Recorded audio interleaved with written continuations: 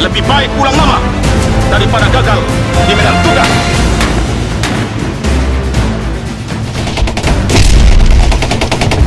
Yakini Tuhan bersama kita. Selamat bertugas, Komando!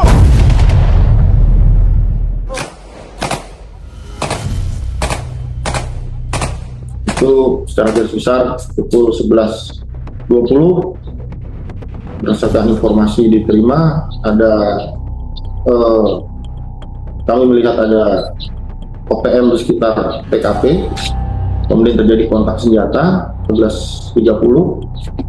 Alhamdulillah dengan kecepatan, dengan ketelitian dan ketekunan anggota kami, pukul 11.50 berselang hanya 10 menit kedua jenazah tersebut dapat ditemukan. Sedangkan proses perpindahannya dari lokasi TKP menuju ke akses jalan terdekat itu hampir memakan waktu 2,5 jam. Karena cukup jauh dan medannya variatif serta kondisi cuaca hujan dan berkabut. Demikian ya. Assalamualaikum warahmatullahi wabarakatuh. Kembali lagi bersama saya Naura di Secret Story Podcast. Teman-teman, peristiwa evakuasi pasangan suami istri orang asli Papua atau OAP yang menjadi korban pembunuhan di Kabupaten Yahukimo kembali memperlihatkan kompleksitas situasi keamanan di Papua. Proses evakuasi yang dilakukan prajurit TNI dilaporkan berlangsung di tengah ancaman kontak senjata, di mana situasi dengan tingginya risiko yang dihadapi petugas maupun masyarakat sipil di wilayah konflik. Lalu bagaimana negara hadir untuk melindungi setiap warga negara di wilayah yang masih diliputi ancaman? Apa tantangan yang dihadapi aparat di lapangan? Dan yang terpenting bagaimana menghadirkan Papua yang aman, damai, dan bermartabat bagi seluruh masyarakatnya. Untuk membahas hal tersebut, telah bergabung bersama kami melalui Zoom dari Papua, Panglima Komando Operasi TNI Habema, Mayor Jenderal TNI Yuda Erlangga. Terima kasih Bapak telah bersedia bergabung di podcast kami hari ini. Terima kasih Mbak, selamat datang. Waalaikumsalam warahmatullahi wabarakatuh. Okay. Dari Timur kami menyapa, terima kasih. Terima kasih Bapak. Pak Yuda, sebelum lebih jauh ya Pak, mungkin bisa diceritakan sedikit Pak update situasi hari ini di sana itu seperti apa dan apakah Bapak masih di Yahukimo juga? Baik, terima kasih Mbak atas pengantar dan pertanyaannya. Situasi terakhir tadi pagi pukul 08.00 WIT kami langsung kontak dengan Bupati, dengan Dandim, dengan dan Satgas setempat dari Batalion Marinir 5. Alhamdulillah roda perekonomian sudah mulai berjalan dan kembali pulih. Anak-anak sudah mulai sekolah dan pasar-pasar sudah mulai hidup lagi. Akibat kejadian kemarin memang hanya terganggu sedikit, khususnya di wilayah kita. Tapi untuk yang daerah yang terjadi lokasi dalam 3 hari kemarin, 21, 22, 23 memang agak tersendat. Tapi alhamdulillah tadi pantauan dari kami menggunakan drone dan citra satelit itu sudah normal kembali, lalu lintas, kemudian masyarakat sudah beraktivitas di ladang dan kebun. Demikian, Mbak. Oke, baik Pak. Pak Yuda, evakuasi ini kan dilakukan dalam situasi yang sangat berisiko ya Pak ya. Lalu bagaimana sih Pak kronologi operasi evakuasi di Yahukimo hingga personel Korps Habema harus menghadapi kontak senjata dan mungkin bisa diceritakan Pak tantangan apa yang paling berat pada saat itu? Baik Mbak, terima kasih. Pertama saya akan sampaikan kronologi singkat saja. Itu berawal kejadian ternyata tanggal 21 Juli. Terus siang sekitar jam 12 di mana kelompok OPM diduga kelompok OPM atas nama Kopi Tua Heluka itu kelompok pimpinannya. Nah ini yang melakukan ini adalah bagian-bagian kelompok kecil yang di bawahnya melakukan tindakan kekerasan yang tidak manusiawi pada masyarakat yang akan berkebun.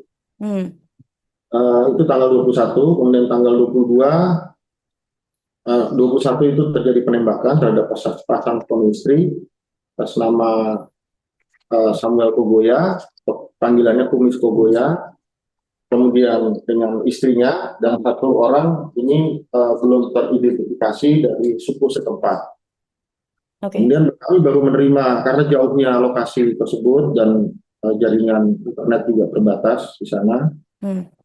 Kami baru mendapat informasi terjadinya penembakan terhadap masyarakat sipil tadi itu tanggal 22 pukul 14.30. Nah, langsung setelah itu sebagai wujud pertanggungjawaban kami kepada masyarakat dan negara, saya memerintahkan untuk menyiapkan pasukan suatu operasi evakuasi taktis.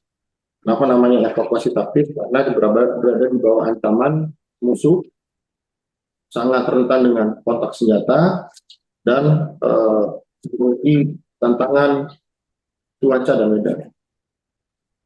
Kami kerahkan sekitar 4 tim, kemudian pasukan baru bisa mencapai lokasi 1 hari setelahnya, tanggal 23 pagi, sekitar pukul 08.00. Tim masuk lagi ke dalam, itu secara garis besar pukul 11.20. Berdasarkan informasi diterima,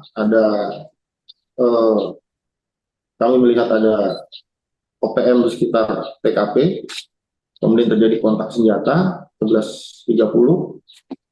Alhamdulillah dengan kecepatan, dengan ketelitian dan ketekunan anggota kami, pukul 11.50 berselang hanya 10 menit, kedua jenazah tersebut dapat ditemukan. Sedangkan proses perpindahannya dari lokasi TKP menuju ke akses jalan terdekat itu hampir memakan waktu 2,5 jam. Karena cukup jauh dan medannya variatif serta kondisi cuaca hujan dan berkabut. Demikiannya. Oke, baik.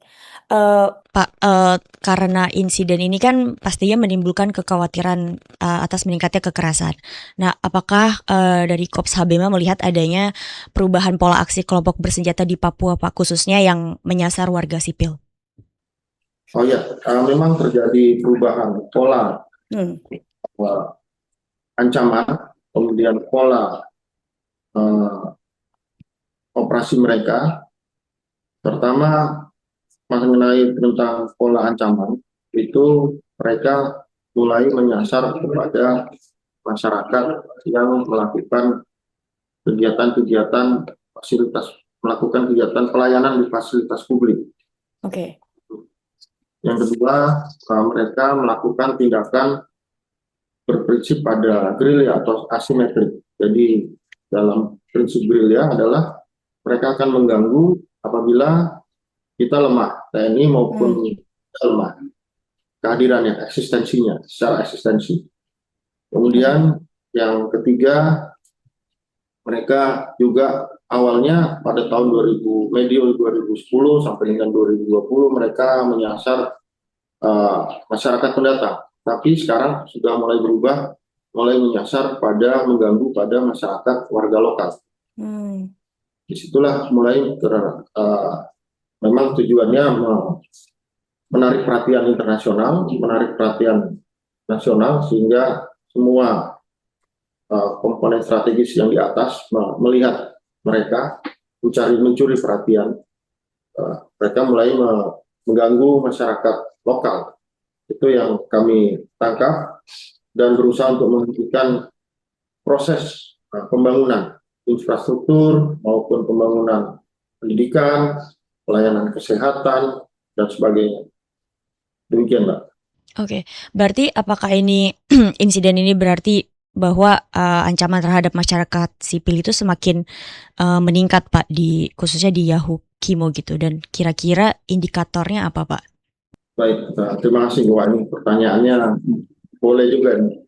Jadi secara umum menuju konsep Papua damai tidak mungkin kita nolkan konflik, tapi kita berusaha meredam konflik melalui pendekatan keamanan dan pendekatan kesejahteraan yang berjalan secara paralel.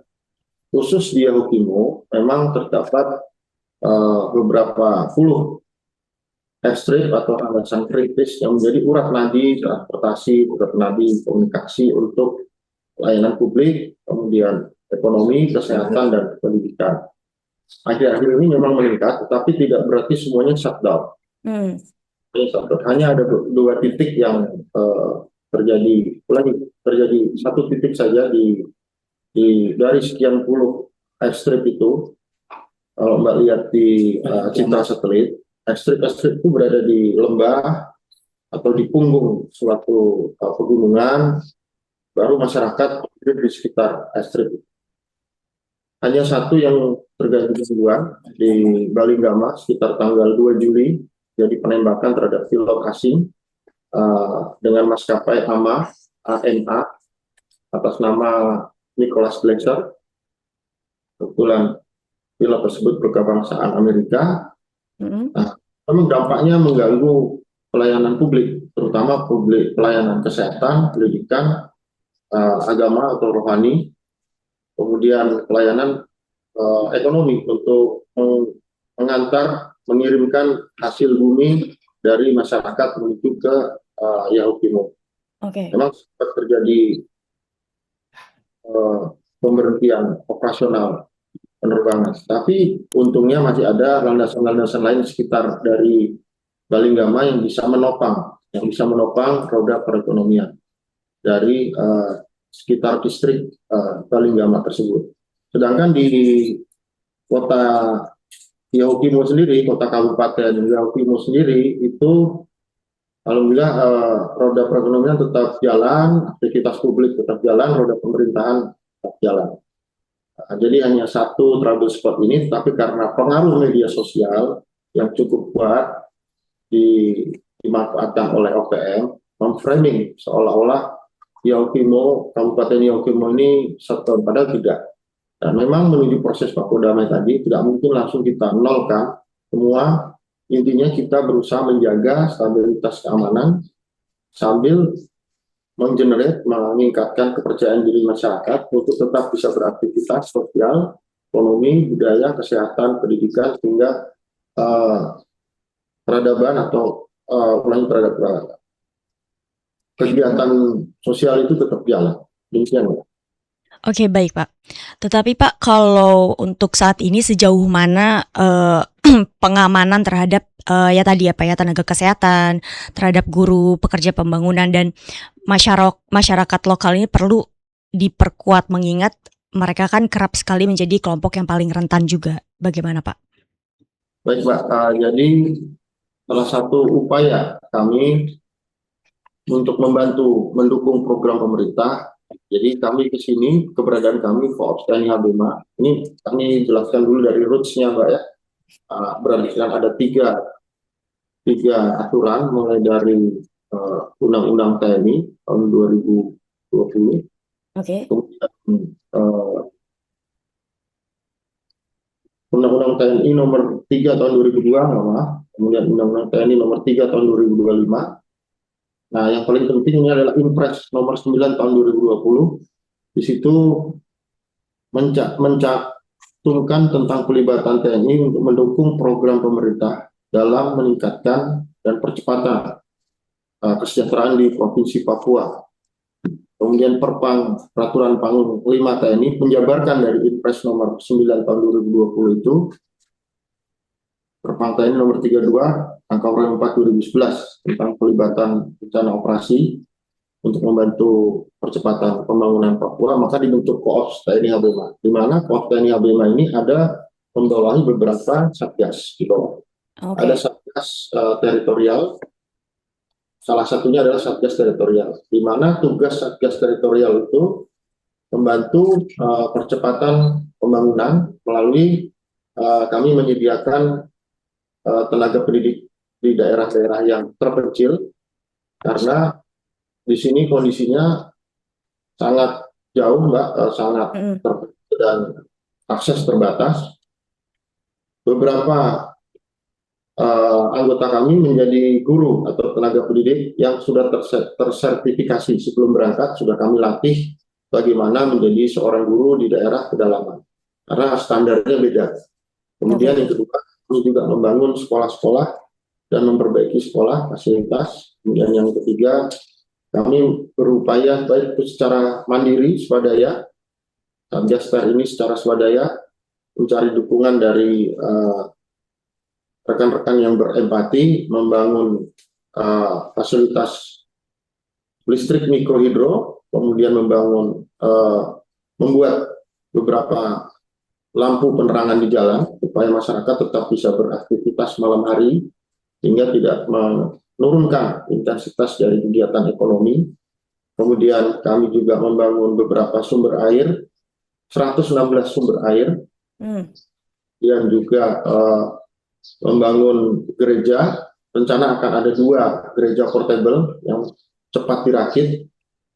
Saat ini sudah sampai di Timika dan akan ada 2 lokasi di Timika maupun di Jayapura, tapi tidak di kotanya, tapi di daerah terpencil dari Kabupaten Mimika. Kalau Timika itu nama kotanya, Mimika kabupatennya. Kemudian di Jayapura ini akan ditempatkan di sekitar daerah Senggi, daerah perbatasan antara Papua dengan PNG. Kemudian juga untuk program pendampingan. Nah, ini yang menarik, Mbak. Masyarakat Papua, sebelum masuk kami belajar antropologi, belajar tentang struktur ekonominya, struktur sosialnya. Masyarakat Papua adalah saudara kami yang harus kami dampingi, bukan diajari, tapi didampingi dan dimentoring untuk beralih dari mencari makanan di hutan menjadi pola berkebun. Berkebun itu butuh pendekatan khusus. Kami menyiapkan alat-alat pertanian, mulai perkebunan, bukan pertanian, perkebunan, karena dari hutan menuju ke pertanian ini harus ada perubahan pola pikir, perilaku, budaya, itu berkebun dulu. Ini kami giatkan untuk berkebun, termasuk di daerah pesisir. Kami juga merangkul nelayan setempat ya, untuk mulai membuat tambak, karena umumnya tambak masih dibuat oleh pendatang. Ini sekarang kami berusaha untuk asimilasi antara pendatang dengan masyarakat lokal, supaya nelayan lokal ini lebih tumbuh kepercayaan dirinya untuk mau lebih firm untuk ditambak. Kemudian juga mengenalkan ada program ke depan, akan ada program nelayan, memberdayakan nelayan lokal untuk bisa mengoperasionalkan kapal penangkap ikan yang sudah disediakan pemerintah. Dari Menteri Perikanan dan Kelautan itu juga akan menyediakan kapal dalam waktu dekat. Itu beberapa program unggulan kami itu yang menyangkut kesehatan, pendidikan, perkebunan, termasuk nelayan. Kemudian dalam waktu dekat pemerintah akan membangun jaring jalan dari Nabire. Nabire itu kalau kita lihat kepala burung di punuknya, di layarnya dari Nabire menuju ke Pegunungan Tengah. Itu sekitar 370 km kalau nggak salah. Saat akses masih terputus, diharapkan dengan adanya jaring transportasi dari Pegunungan Bintang, pegunungan daerah Jaya Wijaya, Pegunungan Bintang dan sebagainya, dengan rentang pegunungan itu adalah kurang lebih 1.200 km. Itu dapat kita tembus menuju ke Nabire, menuju ke pelabuhan yang paling ideal di Nabire, itu jarak dengan jarak sekitar 70. Diharapkan urat nadi 370 km panjang jalan ini bisa menjadi sandaran, dan itu tadi urat nadi memulihkan perekonomian, sosial, budaya, dan pelayanan publik. Itu kemudian ke depan juga pemerintah akan membuat sekitar 300-an layanan internet publik, terutama di sekolah-sekolah rakyat, besar dan SMP. Karena saat ini smartboard-nya sudah ada, tapi akses internetnya belum ada. Dalam waktu dekat, pasca 17 akan ada program tersebut untuk mengakselerasi pendidikan. Demikian. Oke, baik. Nah, Pak, tadi kan sempat dikatakan ya Pak ya bahwa jalur atau jalan ini kan masih banyak yang masih ada yang terputus, dan juga jangka waktu perjalanan itu kan juga masih lama gitu ya Pak, 2 sampai 3 jam. Nah, sejauh mana pembangunan infrastruktur ya itu ya seperti di Jalan Trans Papua ini mempengaruhi dinamika keamanan di wilayah di sana Pak sejauh ini? Baik Pak, jadi pengaruh dari pembangunan infrastruktur Jalan Trans Papua terhadap dinamika keamanan, yang tentunya kami sebagai aparat keamanan dapat perintah dari Panglima TNI untuk membantu kelancaran pembangunan Jalan Trans Papua. Itu yang pertama. Guna membuka isolasi daerah. Satu itu, sehingga tadi memperlancar dinamika kehidupan sosial, ekonomi, budaya, pelayanan publik. Yang kedua, dan yang ketiga juga untuk menyekat dan melokalisir aktivitas eksistensi kelompok OPM, kelompok bersenjata ini dengan urat nadi tadi itu. Karena mereka sering melakukan penyerangan terhadap beberapa kali melakukan penyerangan terhadap fasilitas publik guna melemahkan eksistensi pemerintah. Kemudian juga untuk jalur logistik baik untuk pasukan kami maupun jalur logistik bagi masyarakat. Kondisinya saat ini kalau ditempuh salah satu jalan, bukan jalan yang Trans Papua ya, jalan yang lain itu bisa 3-4 hari dan harus menggunakan mobil yang 4x4 double garda. Seperti itu Mbak. Iya. Ya. Oke. Kemudian untuk jalan itu juga untuk sebagai wujud pertanggungjawaban pemerintah pada masyarakat untuk memberikan fasilitas pelayanan publik. Itu yang paling penting. Oke. Dan mempertahankan kontrol atas wilayah-wilayah yang terisolasi, mulai terbuka. Demikian Mbak, terima kasih. Oke, baik. Pak Yuda, kalau dari Pak Yuda, apa pesan kepada masyarakat Indonesia agar melihat bahwa persoalan Papua secara utuh nih Pak, jadi tidak hanya dari aspek konflik bersenjata saja, tetapi juga dari sisi kemanusiaan dan perlindungan warga sipil Pak? Baik, terima kasih Mbak. Pesan kami, karena saya bekerja berdasarkan sistem, tidak hanya saya sendiri, saya didukung beberapa satgas tadi, teritorial, satgas informasi, kemudian satgas tempur, kemudian satgas swasembada itu di perbatasan antara Papua dengan PNG, kemudian satgas bantuan administrasi. Jadi saya memiliki beberapa tools untuk mendukung masyarakat dalam melaksanakan tugas tadi, yang percepatan pembangunan tadi. Jadi intinya kami hadir di sini, TNI dan Polri, untuk menjamin, kemudian membangun ruang guna terciptanya menuju Papua damai. Diharapkan dengan adanya pendekatan keamanan dan pendekatan kesejahteraan, ruang terbuka untuk kembali pulih roda perekonomian, sosial, dan budaya, serta pelayanan publik, itu dapat membangun kepercayaan masyarakat. Kami berharap masyarakat Papua lebih percaya diri, mulai dari perorangan, untuk melakukan kembali aktivitas sehari-hari, guna mencari nafkah. Diharapkan dengan kepercayaan diri, self-confidence, itu akan terjadi collective confidence, sehingga terjadi perubahan situasi yang diharapkan dalam waktu dekat, at least 5 tahun ke depan, itu terjadi 3-5 tahun ke depan terjadi perubahan signifikan menuju Papua damai tadi. Itu mulai ada rintisan-rintisan daerah-daerah yang terisolir mulai berfungsi normal, walaupun kami sadar bahwa kemampuan kami tidak mampu mencakup seluruh Papua secara umum, sangat luas sekali, tenaga dan resource kami masih agak terbatas. Tapi simpul-simpul ekonomi, simpul-simpul budaya, simpul-simpul pendidikan, simpul-simpul pelayanan publik, itu sudah mulai berjalan. Demikian, sehingga kami berharap terjadi simbiosis mutualisme antara kami yang tengah bertugas, TNI dan Polri, guna membangun ruang dan waktu tadi itu dengan masyarakat, dengan Pemda. Kami berharap Pemda dan pemerintah pusat juga bisa bersinergi dengan kami, berkolaborasi bersama kementerian dan lembaga yang lainnya. Melalui kesempatan ini kami mengajak untuk bekerja sama karena kami memiliki tools tadi beberapa satgas bisa kita tempelkan untuk percepatan pembangunan, terutama daerah yang rawan konflik maupun daerah terisolir. Kami berusaha untuk membuka itu. Jadi itu memberikan jaminan keamanan yang konsisten dan berdasarkan skala prioritas, kemudian sinergi antara pemerintah, TNI dan Polri, dan kementerian lembaga, tokoh adat, dan komitmen bersama untuk menghentikan kekerasan.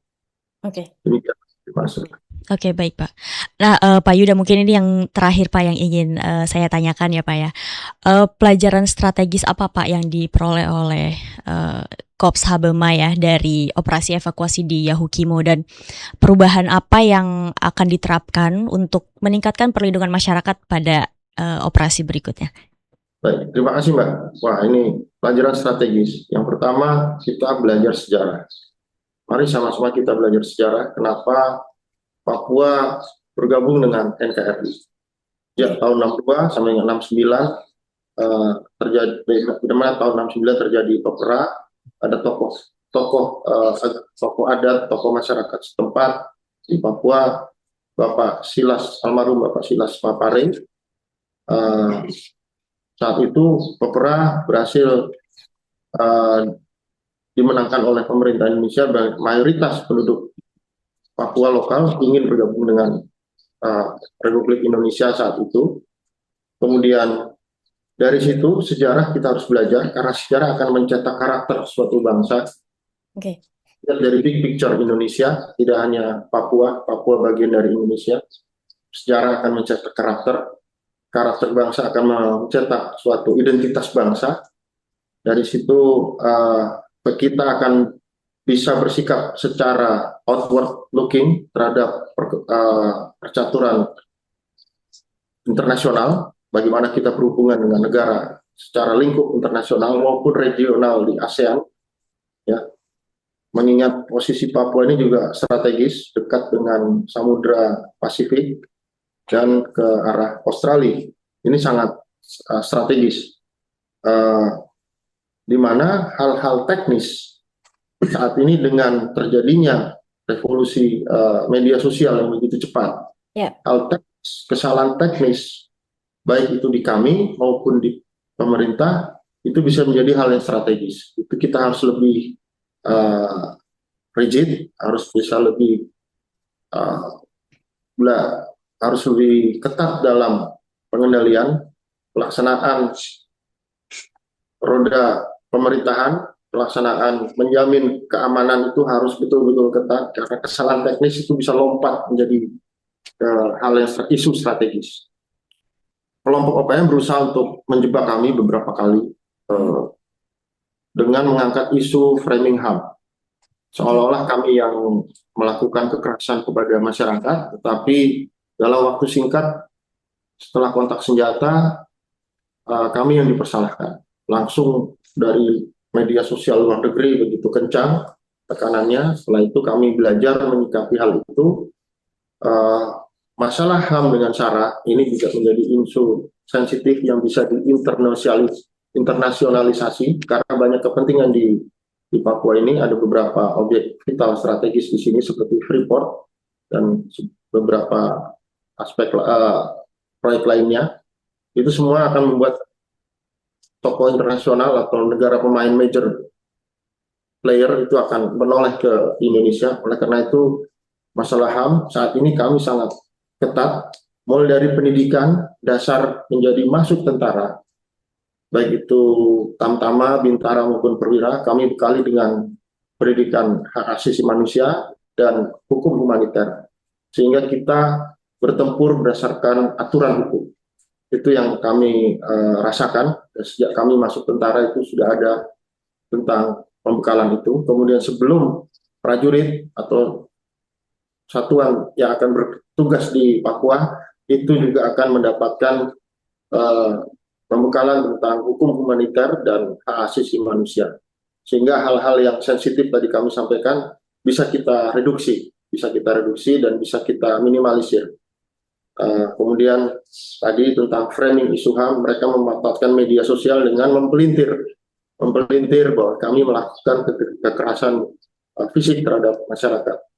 Belum lagi posisi Papua bertetangga dengan negara-negara Melanesia yang memiliki keterikatan batin karena ras. Ini yang harus kita bangun, kepercayaan hubungan baik bilateral dengan regional, dengan antara pemerintah Indonesia dengan negara-negara Melanesia seperti Vanuatu, Fiji, kemudian Solomon. Itu kami berharap bisa ada hubungan dagang ya, secara strategis guna meningkatkan hubungan baik. Kami monitor sekitar setahun lalu ya, kalau nggak salah, terjadi bencana di daerah Solomon. Kita mengirimkan bantuan bencana alam ke sana, sehingga tekanan regional dari negara-negara Melanesia terhadap ajakan untuk Papua merdeka ini bisa berkurang.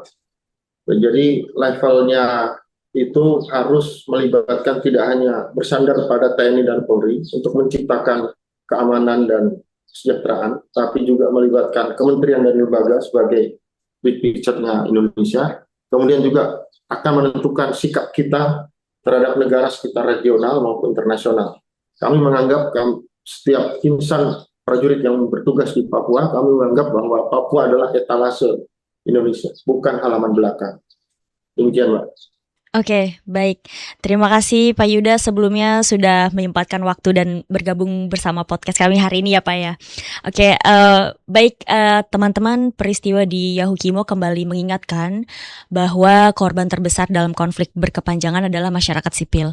Keberhasilan evakuasi memang menjadi bagian penting dari respon darurat, namun tantangan sesungguhnya adalah bagaimana negara mampu menghadirkan keamanan yang berkelanjutan, menjamin perlindungan seluruh warga tanpa membedakan latar belakang, serta membangun penyelesaian konflik yang komprehensif melalui penegakan hukum, pembangunan, dan dialog yang konstruktif. Baik teman-teman, sampai bertemu di episode selanjutnya. Wassalamualaikum warahmatullahi wabarakatuh. Terima kasih Pak Yuda. Waalaikumsalam. Terima kasih Mbak. Terima kasih.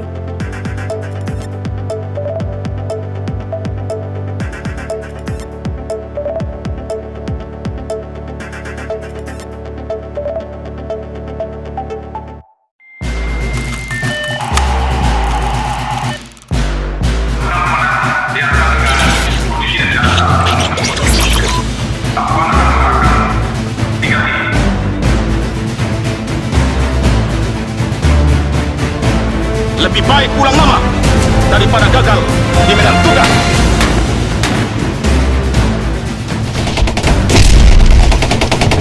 Yakini Tuhan bersama kita. Selamat bertugas.